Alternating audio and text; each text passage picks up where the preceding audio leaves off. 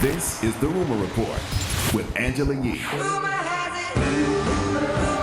the Breakfast Club. So listen up. All right, well, there was a Clubhouse room, and this happened over the weekend following the release of Nas's album King's Disease 3.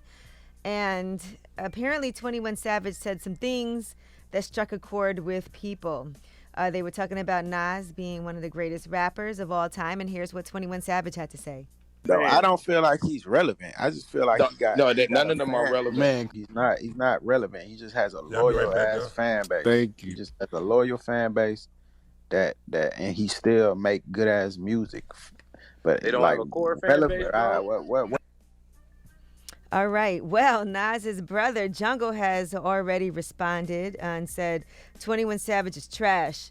Glad Nas dropped King's Disease 3 so fans can hear real bars. 21, can you do something for me? Well, whether 21 Savage is trash or not is an opinion. I don't feel that way, but 21 is absolutely wrong about what he said about Nas. Like, Nas will forever be relevant because he's Nas. Like, the fact that he's even being discussed in that clubhouse lets you know that he'll forever be relevant. Not to mention, Nas is something that a lot of people in this business hope to be, and that's a legend, an icon, a classic, a one-on-one. When Nas' first album came out, 94? 94. I mean, he just won a Grammy a year ago, so obviously he's relevant. Even if forget the Grammy, he's had a 28-year career. That should be the goal for anyone in the business. From his music catalog to his investment portfolio, Nas is forever relevant. Just because you're having a hot week, 21, with because you got an album with Drake. Let's not get crazy, young king. And Nas's album is dope, by the way. Yes, King's Disease 3 is very Nas's dope. album is dope. I mean, Hit Boy and Nas haven't missed with any of that. Any of the King's Diseases or the Magic, by the way. I mean, I'm sure there's still some artists, some legends that put out records that are not good, but Nas is still putting out relevant, good music. And his investment portfolio and his music catalog. The man has had a 28-year career. Come on, bro. He was being discussed in the clubhouse. Nas is classic. He's forever relevant. Correct. Yeah, so there's no way. And people were definitely coming at 21 Savage for his comments. And he did backpedal after getting some heat for that. You know how long 28 years is? So 21 Savage is only 30.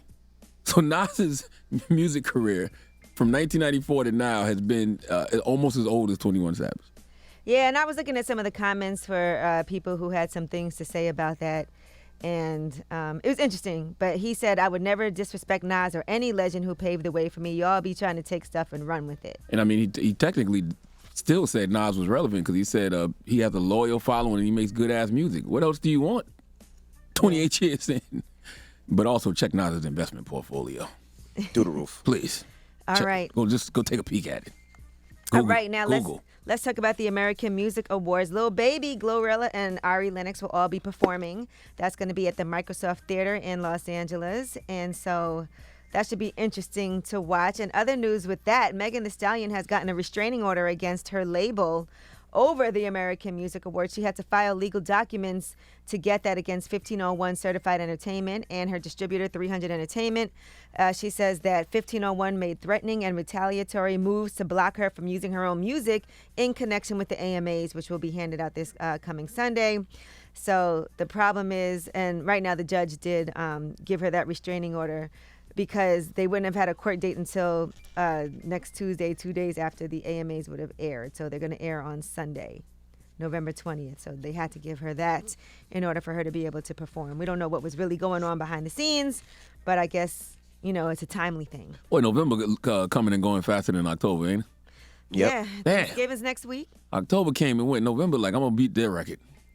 All right, and Grammy nominations are going to be announced tonight. So the nominees will be announced, and there's actually 5 new categories as well.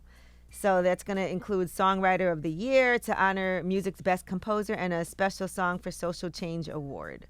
So the Grammys will be handed out February 5th in L.A. It'll be February before you know it, like in a week.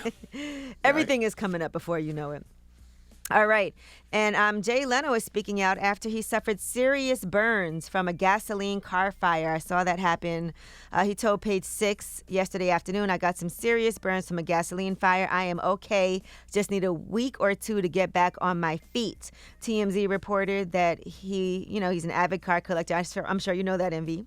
Yep. He was in the LA garage where he stores his dozens of vehicles when one of them burst into flames. The explosion severely burned the left side of his face without causing injury to his eye or ear. He was then sent to the burn center. And it was a very serious medical emergency. He had to miss a scheduled appearance in Vegas on Sunday night. And they didn't give that many details at first, but he has said that he is going to be okay.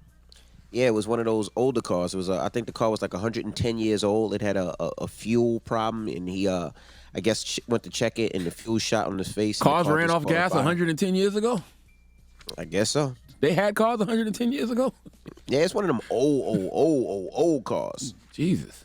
It's really 110 years old? Yeah. Okay. And y'all remember the Fyre Festival, right? That didn't end up How can you forget? All right. Yeah. I just want to make sure. All right. Well, Billy McFarland, he's the man behind that Fyre Festival. He ended up going to jail. He has now issued an apology letter to the Bahamian government. And that was yesterday, hours after the Deputy Prime Minister, Chester Cooper, said they want nothing to do with his next venture. And so he's trying to do some type of treasure hunt in the Bahamas. What? Yes, here's what he said. Hey guys, it's Billy McFarland. As you might know, I effed around. And because of that, I definitely found out. Obviously, I've had a little bit too much time to think about this, but I do feel like the moment's right to start making this up to everybody. You might have guessed, but I'm working on something new. This time, it's a little crazier, but a whole lot bigger than anything I've ever tried before. I promise I'm going to tell you everything in November. But before we get there, there's one thing you need to know now. This time, everybody's invited. Where's Andy? Where's Andy? That's all you care about. Who That's all you wanna know. Documentary. Who team is Andy on now? Whose team is benefiting For from people Andy's who don't mouth? know who Andy is, Charlamagne, explain. If you don't know who Andy is, you don't need to know who Andy is. But those who know need to know, where is Andy at? Whose team is benefiting from Andy, Andy's somebody's mouth? looking for you. Now, let me ask you a question. This don't sound crazy. This don't sound privileged by all types of things. Well, The listen, man- the government of the Bahamas will not endorse or approve any event in the Bahamas associated with him. He's considered to be a fugitive with several pending complaints made against him with the Royal Bahamas Police Force. Anybody knowing of his whereabouts should report that. What do you mean he's a fugitive? He escaped from That's jail what or they're something? saying in the Bahamas. So I guess there's complaints. He went to jail here. He actually served 4 out of 6 years of his 6-year sentence. So he went to jail for 4 years.